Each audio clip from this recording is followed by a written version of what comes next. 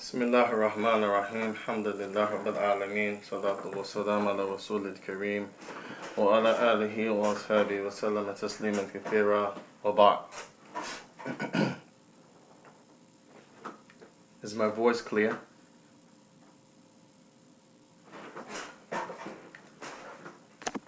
I hope, inshallah.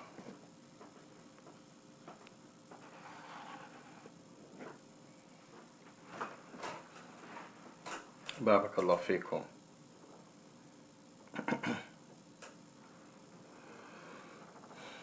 We continue, inshallah ta'ala, with our lessons in the famous book ummdatul-akham. Ummdatul-akham, umda, the foundations, ahkam, of how a person should understand and practice his or her religion by the Imam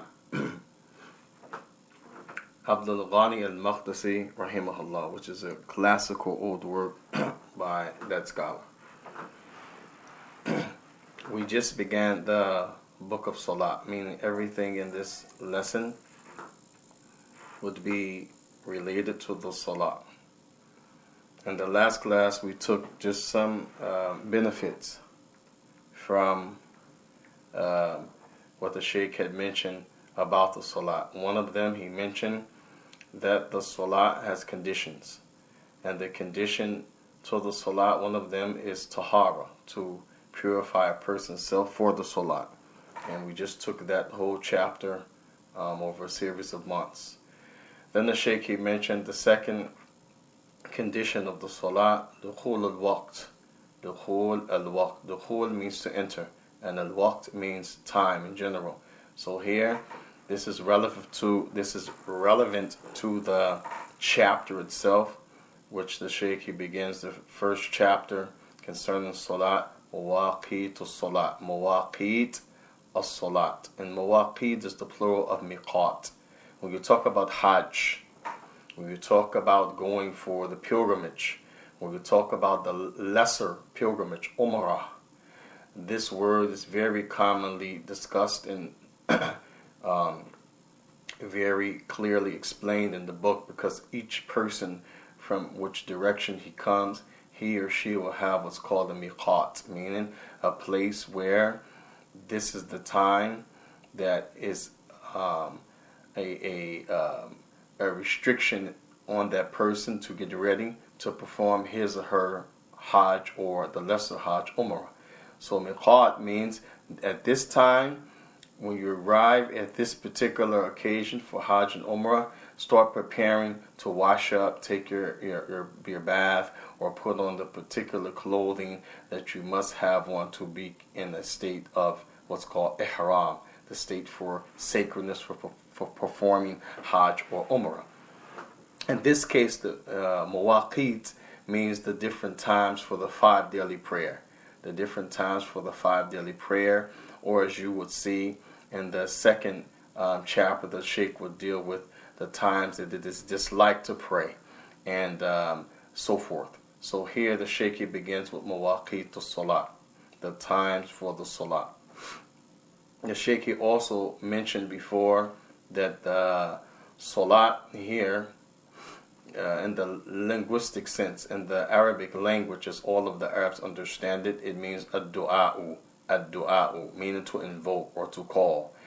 And in the religious sense, meaning what Allah intends when He says Salah, and what the Messenger intends when He says Salah, they said then it is inclusive in the linguistic meaning, because in the Salah itself you have certain times and certain sayings that you make, these different supplications. You praise Allah, you ask Allah, and in that praising and asking, in that praising and supplicating to Allah, this is inclusive in the word ad-du'a, as you're calling on Allah by His name or asking Him subhanahu wa ta'ala.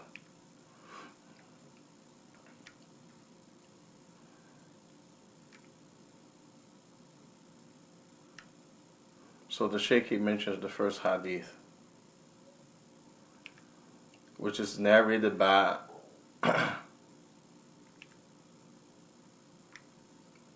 one of the companions on the Prophet ﷺ,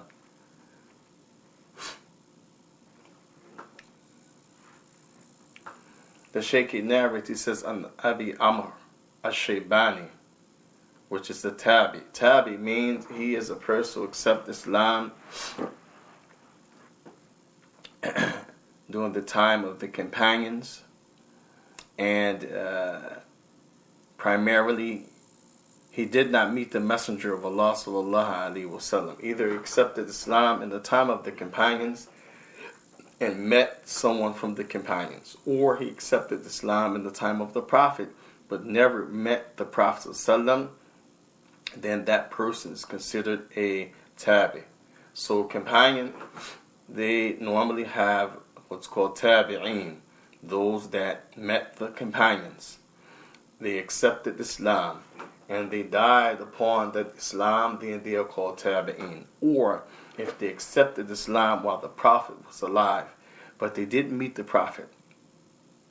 They didn't meet the Prophet sallallahu alaihi wasallam, but they accepted Islam during the Prophet's time. And then the famous example they give is Najashi, the Ethiopian king of the Christian Empire. He accepted Islam while the companions and the Messenger sallallahu were in Mecca. The Prophet was alive, but he never seen the Prophet. He never laid eyes on the Prophet, and he died a Muslim. And when he died, the news reached the Prophet that some of the companions remained with this great person, Najashi, who was considered a tabi'een. So when the news reached the messenger by way of the companions, then they prayed for him the salah of the one who dies, the janazah. So it is written in the books that Najashi, he is not a companion. Although he accepted Islam while the Prophet was alive, he believed in the Prophet ﷺ, and he died a Muslim. He did not meet the Prophet. He didn't lay eyes on the Prophet sallallahu alaihi wasallam. So this one, Abi Amr al-Shaybani, he's considered a tabi', meaning that he did not meet the Prophet sallallahu alaihi wasallam. Rather, he met the companions of the Messenger sallam. He accepted Islam, and during the time of the companions, and he died a Muslim. There's also another technical point about tabi'een.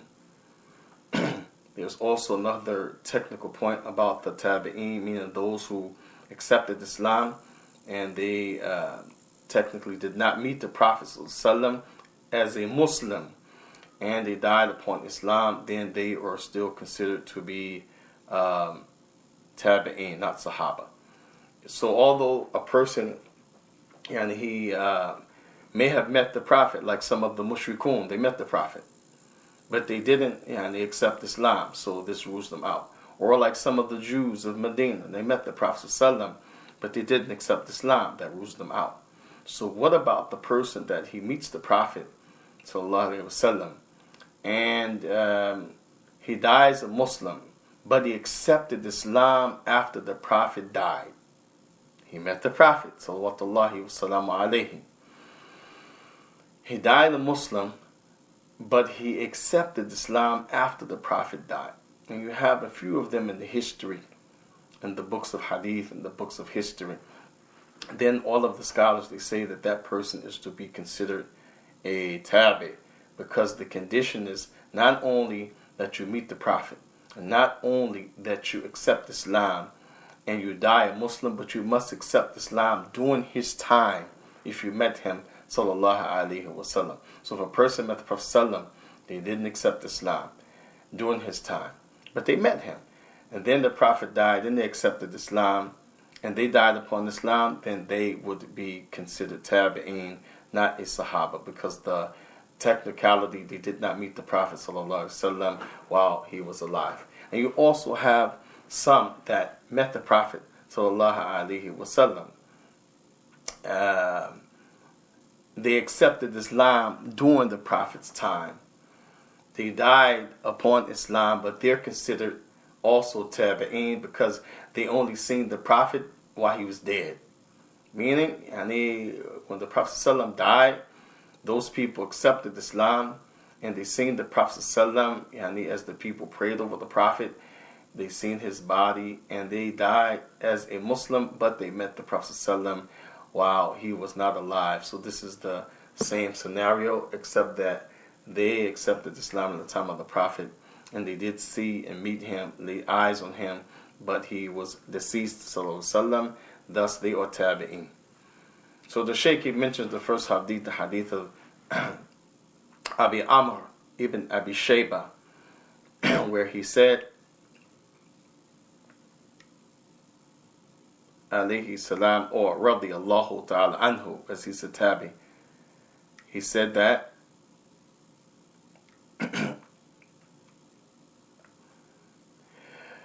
Samitu sahib hadha dar. Samitu sahibu hadha dar. And then he pointed. The word dar here means where someone lives, his abode, his house. So the way he narrated the hadith, he said, I heard the one who lives in that house.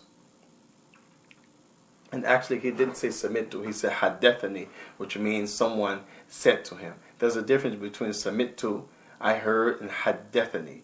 Normally the companions, they mention samitu, meaning directly from the Prophet. But the tabi'in, they normally say hadathani, it was narrated to me. So here, I'll make the correction. Abi Amr ibn Abi Amr ibn Abi Shayba, he said, Haddathani sahibu hadha dar. And he pointed to the house of the great companion Abdullah ibn Mas'ud. Abdullah ibn Mas'ud.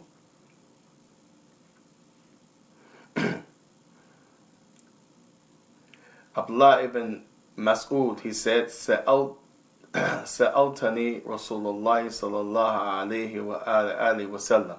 He said, I asked the messenger. So here you have the companion telling the story to the tabi'i, saying that he asked the messenger sallallahu alayhi wa sallam,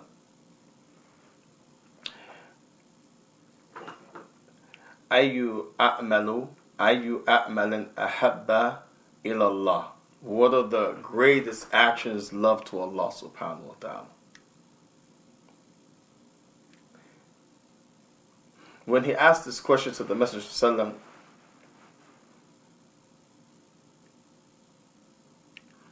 we should understand that this is not absolute, like these are the only things that Allah loves as He answers, but rather the meaning is, what are some of the greatest or the most beloved actions to Allah? Because you will see in this hadith, Rasulullah said to him, As-salawatu fi waqtiha. As-salawatu fi waqtiha. The prayer, salawat, is plural for salah. Salawat is the plural of salah.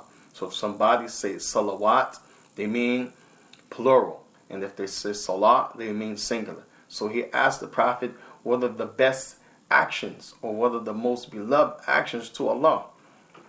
The first thing the Prophet mentioned was as-salawatu fi waqtiha, the prayer in its time period. The prayer in this time period. وفي رواية as-salatu ala waqtiha. So you have two words, as-salawatu fi waqtiha, the prayer in its proper time, or as it was said, as-salawatu ala waqtiha, upon its proper time, and both of the meanings are the same. After that, Abdullah ibn Mas'ud, as he's narrating this to the tabi'i, Abi Amr al-Shaybani, Abu Amr al-Shaybani, he said, after the Prophet told me about the salat in this time period, he said, he asked the Prophet, okay, what's next? What's the next best thing that Allah loves? So the Prophet ﷺ answered him, he said, Birru walidain. Birru walidain. Birru normally means the good things that you do. In this case, it means being good inclusively to the parents, whether it be in facial expressions, whether it be in statements, whether it be in actions, whether it be in giving charity, whether it be in lending a helping hand, whether it be in giving some type of advice, whatever it may be that's good to the parents and for the parents, then this is called birr walidain. Now, and the opposite of that is from the worst sins to have aquq al-walidain. Aquq is to be bad to the parents, to be disrespectful to the parents, to have a bad facial expression or a bad connotation, tone when you talk to them, or to do something physically wrong to them. All of this is the opposite of birr walidain. So the Prophet mentioned as-salawatu fi waqtiha, the prayer in this proper time. As-salawatu fi waqtiha, praying the prayer before the time elapsed. And then the second thing he mentioned, sallallahu alaihi wasallam, birr walidain, being dutiful, being respectful, being honorable to the parents. And we should add that we understand that this does not mean in disobeying them. As Allah said, وَإِنْ جَاهَدَاكَ عَلَىٰ أَن تُشْرِكَ بِهِ شَيْئًا فَلَا تُطِعْهُمَا وَصَاحِبْهُمَا فِي الدُّنْيَا مَعْرُوفًا. Tabarak wa ta'ala, he said, and if they try to compel you or argue with you to get you to make partners with Allah, then do not obey the parents in that. And this verse is a verse talking about the same thing, being dutiful, having birr towards the parents. But then Allah made this the exception. Do not obey them in the shirk. Do not obey them particularly in that, nor in general any wrongdoing, but rather be with them in a good way in this life. Yani, do not obey them in that while you still maintain your niceness, your dutifulness to them, the obligation of being respectful to them, the parents, as the Prophet ﷺ is mentioning. Then Abdullah ibn Mas'ud, he said, after the Prophet mentioned Salat in its proper time, firstly. Second, the being dutiful, respectful to parents. Then he said to him, okay, then now, what's next? What's the next thing? And then the Prophet ﷺ, he said, Al-jihadu fi sabilillah. Al-jihadu fi sabilillah. And that is to fight in the cause of Allah subhanahu wa ta'ala. Here, the fighting in the cause of Allah subhanahu wa ta'ala, we don't mean, and we clarify over and over and over again, not like the Khawarij, those who wage war against both the Muslims and the non-Muslims. Those who wage war against the Muslims and the non-Muslims from the deviant sect called the Khawarij. We don't mean like Al-Qaeda, which is the proper pronunciation for Al-Qaeda. We don't mean like them, who they themselves, they wage war against the Muslims and the non-Muslims for things that are wrong and things that are right, based upon their principles that they made. We don't mean like Daesh, the so-called ISIS, that again, they're waging war against Muslims and non-Muslims for what they deem to be wrong or for what is wrong in the religion of Islam. No, we don't mean this. This is not the jihad of Islam. Here, when the Shaykh mentioned the hadith of the Prophet, the Muslims should think of it in two ways. One, when people are trying to annihilate you, as in the battle of the ummdatul-akham, the battle of the ditch, when the people surrounded the Prophet and the companions in El-Medina. And they were fighting and fighting and fighting, so much so that the believers, they were distracted from praying Asr because they were preoccupied with this battle of the mushrikun, the kuffar. And so the point here is that, Barakallahu fikum, the fighting is like this. As if someone comes to annihilate you, if you don't fight, you lose your family, you lose your property, you lose your land, you lose your deen, because for sure they're going to change your religion. They're going to change your religion, as this is the reason they fight you, to turn you back from the religion. And lastly, you may even lose your life. So this is why Allah Tabarak wa Ta'ala legislated the fighting.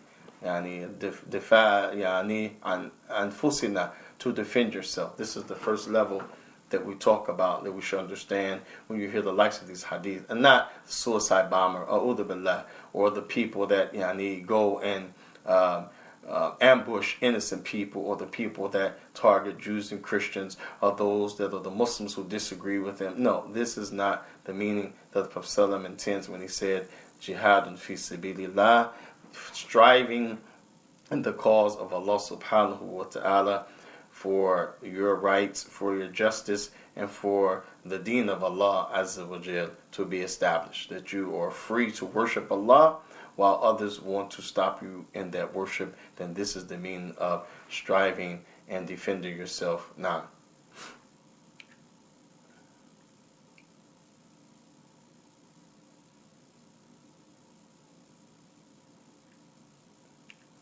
The Shaykh, he said, Gharib al-Hadith. Gharib means some of the terms that must be explained in order for people to understand the right meaning intended in the Hadith. So he said, when the Prophet ﷺ, he said, Salah al-Maktuba, because one wording it says Salat al-Maktuba rather than the Salawat. Maktuba means what Allah prescribed for you, meaning your 5 daily prayer. If you ever hear someone say Salat al-Maktuba, it doesn't mean Sunnah. It doesn't mean the extra credit prayer. It doesn't mean the night prayer. It doesn't mean the prayer in Ramadan. He's talking about the 5 daily prayer. This is another term for the 5 daily prayer, Salat al-Maktuba. Maktuba, that which Allah has prescribed upon the believers.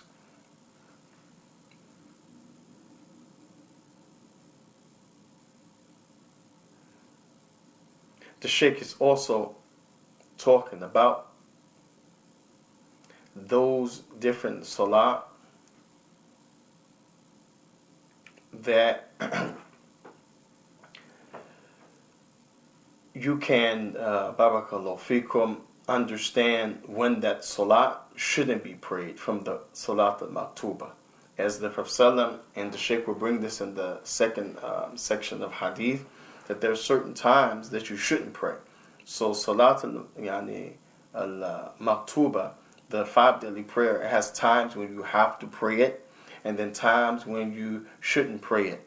So here it's inclusive when the Prophet ﷺ is talking about the time and its proper, and the earliest time period, that this is from the best of actions to pray it in its proper time period. Now, to pray in its proper time period will rule out praying it at the time when you should not pray it, as the Prophet ﷺ will mention in other hadith.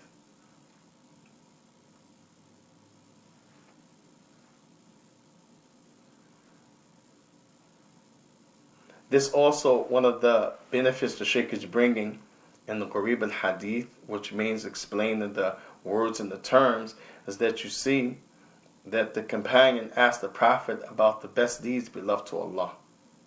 What are the best deeds beloved to Allah? What are the best deeds beloved to Allah? And this shows that the companions, they were eager to know what's pleasing to Allah. What is the obedience to Allah subhanahu wa ta'ala? Unlike today, many of the people, they're not concerned with that. They're only concerned with the worldly affairs and how much we can store up of this dunya. But when you talk about the obedience to Allah, then it becomes you're extreme, or this is old-fashioned, or people frown their noses, or they don't want to hear it. And this is from the Muslims. La hawla wa la quwwata illa billah.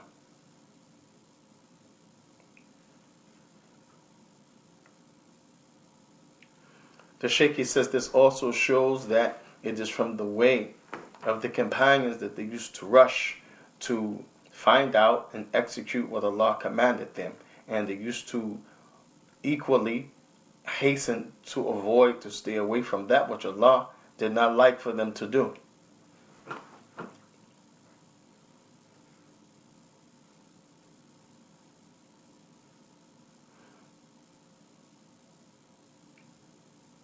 This also shows, the Shaykh, he says that, barakallahu fikum, not only the drive to learn what Allah loves and to execute and obey Him in that, and to stay away from what Allah He dislikes, but it shows the raqabah. Raqabah means desire. The raqabah, the desire and the enthusiasm that Abdullah ibn Mas'ud had, as he didn't just ask the Prophet what are the best action, or what is the best action beloved to Allah. And then the Prophet answered him. He said, okay, and left it. But he asked him, okay, then what's after that? He went to the second level. As the salat is the first level of the actions most beloved to Allah tabaraka wa ta'ala. And of course, this is after the shahada. This is after the Shahada we're talking about. So a person becomes Muslim, what's the best thing Allah loves for him after that? The Salah. Now, the Salah.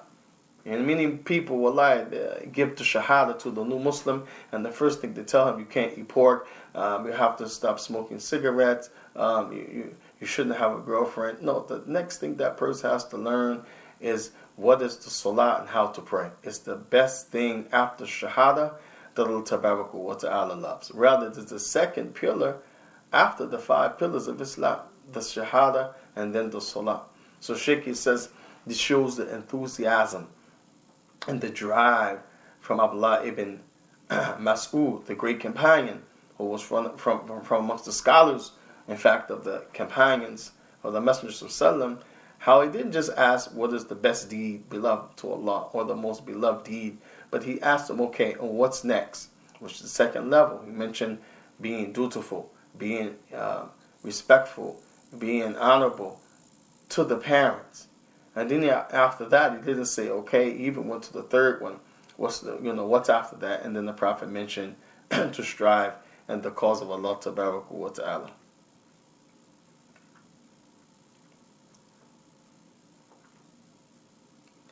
So we should understand the order that the Prophet ﷺ mentioned them. These are from the most beloved things to Allah subhanahu wa ta'ala. And to emphasize that point, many of the ulama, such as Muhammad Abdul Wahhab in his Kitab al-Tawheed, he brings the verse where Allah Tabaraka wa Ta'ala mentioned his right, the obligation for the servant towards Allah, that is to worship Allah first. And then they bring the verses where Allah mentioned after his right after the right of Allah, which is that we worship Allah alone and that we don't make partners with Allah, the issue of birr walidain, being dutiful to parents. And many of the scholars that say the reason that Allah subhanahu wa ta'ala brought in the same verse, his right and then the right of the parents, was to show the magnificence of the affair, to show the greatness of the affair of the parents, and to emphasize that this is a serious issue that Allah Tabaraka wa Ta'ala himself mentioned, وَقَضَى رَبُّكَ أَلَّا تَعْبُدُوا إِلَّا إِيَّاهُ, that your Lord has made it legislated that you should not worship anyone except him. And then Allah right after said, وَبِالْوَالِدَيْنِ إِحْسَانًا, and that you should be excellent, you should be in the utmost respectful way and the most dignified way to the parents.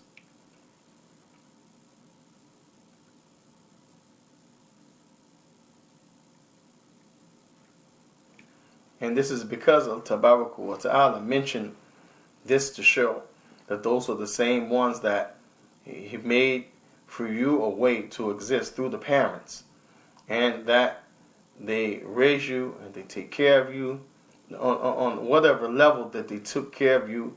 They took care of you. You're grown and you're raised from them. So for that reason, Allah subhanahu wa ta'ala brought the issue of being dutiful to the parents after His right subhanahu wa ta'ala.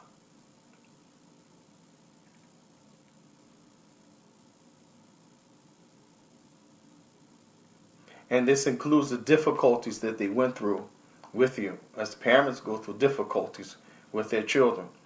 So this is from amongst the reasons that Allah subhanahu wa ta'ala told us to give ihsan to them, because and they're being patient and raising us, although difficulties and great obstacles, this is a part of ihsan on their part, that they didn't give up.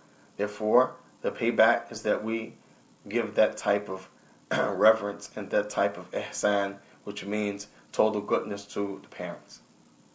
Now,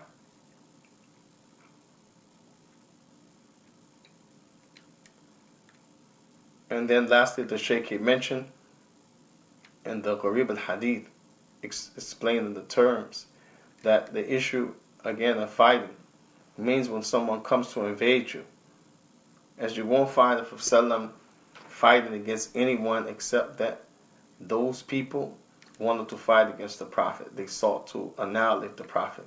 and thus Allah Tabaraka wa Ta'ala prescribed for them to fight. And the Prophet with this fighting, it protected not only his family and where he lived, and those who were the loved ones, and the life of the individual, but also protected their land and their government and all of the things, as they want to wipe out everything. So this is why Allah Tabaraka wa Ta'ala's prophet, he mentioned that third. But sometimes, depending on the circumstance, if this was a time of fighting, a time of defense, the prophet would mention, for example, that thing that's most relevant. Here he mentioned jihadun fi sabilillah, of course, as they were being attacked during that time period. Then other times, if there was no fighting, there was peace treaty, or for the one, he couldn't go fight because he needs to be back with his parents, that the elderly, or he's the only child, they need him. Then the Prophet ﷺ will say to him something else, and he wouldn't mention to him the issue of fighting in the cause of Allah. So this, the Shaykh, he mentions, as the meaning of the ulama mentioned, these type of benefits around this hadith.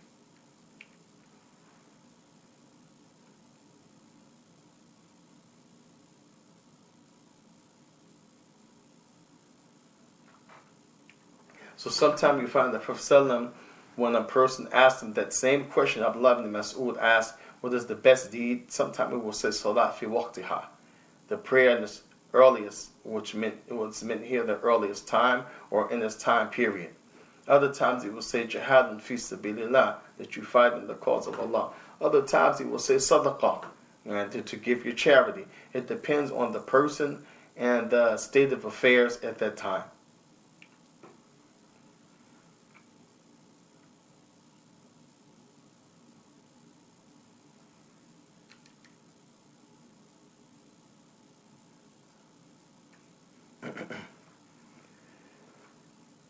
Sometimes the Prophet ﷺ, he will mention talab al-ilm, to seek the knowledge.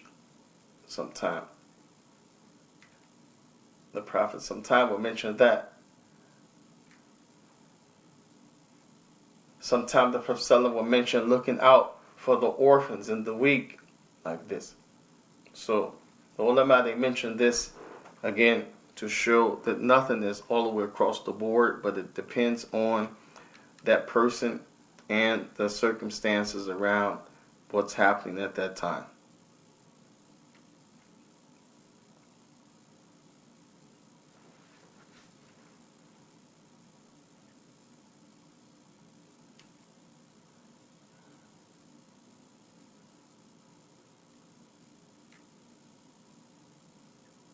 We'll take the next hadith quickly, and then that will be it for tonight's lesson, inshallah, tabaraka wa ta'ala.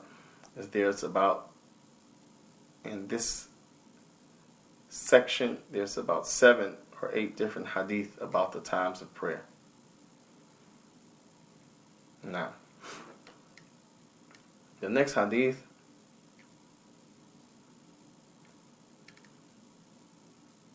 is on Aisha radiyallahu ta'ala anha.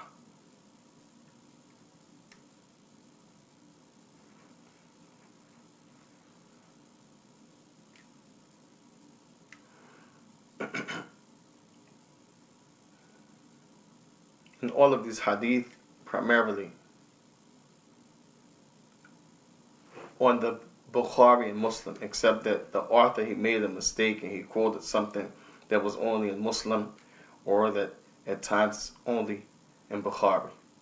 So sometimes the author, he did that out of being a human, and the one who explained the book, he will tell you this hadith is not in Bukhari and Muslim, but rather it's only in Muslim. Now,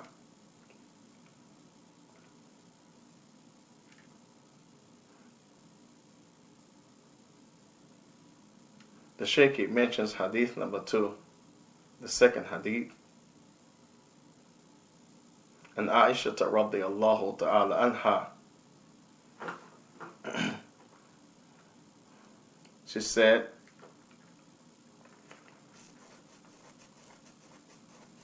that during the time of the Prophet sallallahu alaihi wasallam, the women, they used to go out in the morning time in order to pray Salat al-Subh, the Fajr prayer.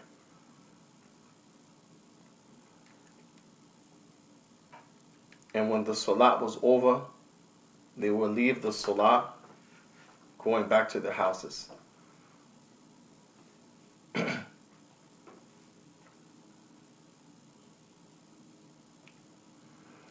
Where she said, Aisha radiallahu ta'ala anha, لَقَدْ كَانَ النَّبِيُّ صلى الله عليه وسلم يشهد صلاة الفجر مع النساء. That the Prophet he used to pray the salat, and women, they were present. So this is showing the action of the Prophet as it relates to the women being present at Fajr during his time.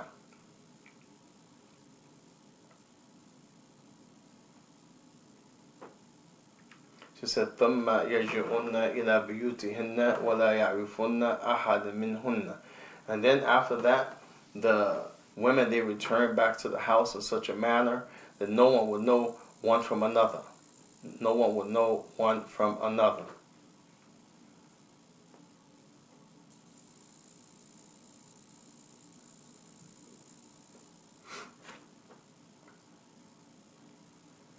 So here, the Shaykh mentioned how the women will go out, it will be dark, so no one would really see them. And on top of that, they will be wearing dark colors, so no one could really distinguish them, the women.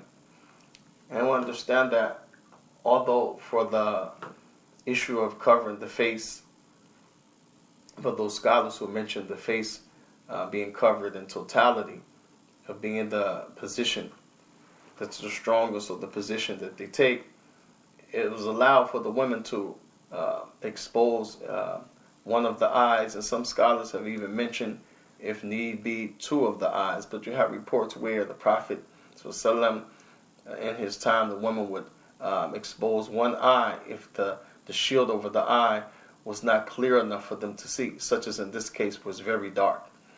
And so the going for the salat and the coming, the going, no one will recognize it because it's dark. But from the etiquettes of Salat al-Fajr, the author, he said that Prophet would recite from 60 to 100 verses. From 60 to 100 verses. And we know in some of the surah, such as Surah An-Naba, is 45 verses.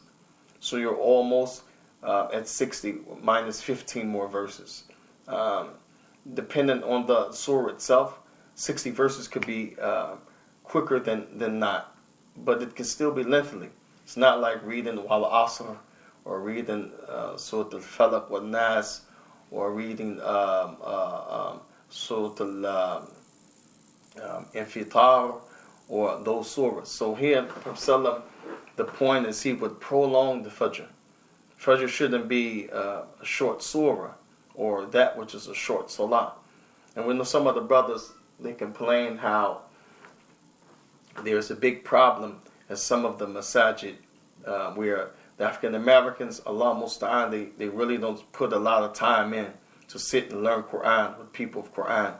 So they don't have Quran. So if they have to leave the salat is quickly executed. It's over, quick. And those people, they come thinking Fajr is still going to be going. I'm going to catch the second raka'ah, or they shouldn't be finished that quick. They come and they're a bit upset that the salat is over. Why? Because the norm for the Prophet was to pray the salat al-subh, which is a morning term, or salat al-fajr, which is the morning term. He will pray 60 to 100 ayah. And this doesn't mean that you have to pray that amount, but it shows that the salat should be lengthened some. It should be lengthened some. So here, if the women, they went out and it's dark, as this is the early time period, the pre-Fajr, when it's dark, but it's still morning, and the Prophet lengthened the salat, will be a little light blue outside. So people would be able to probably distinguish a little bit, those are women, and who's that's such and such wife, or that's my niece. But because the covering they had, they said murabba. Murabba means like a triangle. I guess like in this case, 3 corners. You have the top, and then you have the 2 sides. So this was the description of how the headgear was for the women, the covering for the women, that no one will be able to distinguish one from another. All they will see is these women covered in this fashion. So this hadith is used to show that the women did used to pray with the Prophet ﷺ Fajr, and the time of the Fajr, as we're talking about the time of the Salah. As the time for Fajr, as in the first hadith, Abdullah ibn Mas'ud, he said, fi waqtiha, as-salat fi waqtiha. And many of the scholars have said this means in the earliest time period, as you'll see in the other hadith that we'll take the next time we meet, where the Prophet detailed the times and all of the times in the earliest time periods. Whereas the people from the Hanafi Madhab, they like to pray the Fajr at the latter time period. And they take a hadith, they take a hadith to mean one thing when most of the scholars say it means something else. But you can see here the companions, including the women, they understood the prayer to be as the earliest time period. The earliest time period, as you see the women, they went out when it was dark to pray the Fajr. And when they came back, it was a little bit lighter than when they went out, showing the earliest time period to pray the Fajr, according to the madhab of Imam Malik, Imam Shafi wa Ahmed, and the madhab of Ahl al-Hadith, the scholars of Hadith. Then they all agree that the Salah should be prayed at this earliest time period, meaning when the Salah comes in and you have some level of delay in it, but not beyond a short period of time where it's in the middle or towards the end of that time period. Rather pray it in the earliest part of the time period. Inshallah ta'ala, we'll stop here. We won't have class on Sunday on the phone lines because it will be out of town with a seminar. You can tune in if you like on Friday after Asr time, which is somewhere around 5:30, and then again Maghrib, which is a little bit after 8, maybe 8:20 or something like this on Spreaker Radio. Just look for me, Marcus Safinatul Nuh. And also again on Saturday we'll come back after Asr and after Maghrib, and we'll wrap it up Sunday after Dhuhr, inshallah ta'ala. Therefore we'll have class again next week at this time on Wednesday. هذا وصلى الله وسلم وبارك على رسوله الكريم وعلى آله وأصحابه وسلم تسليما كثيرا. Any questions on the phone line or on the internet?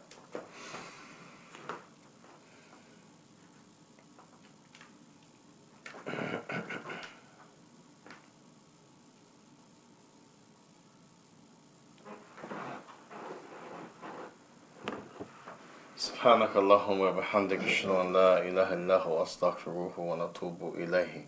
Anything I said of good is from Allah Ta'ala, and any shortcomings or mistakes is from myself and or the shaitan. Wallahu bariya min, and Allah is free from that. Walhamdulillah Rabbil Alameen. Device unlocked. 8 p.m. Showing items 1 to 2 of 2.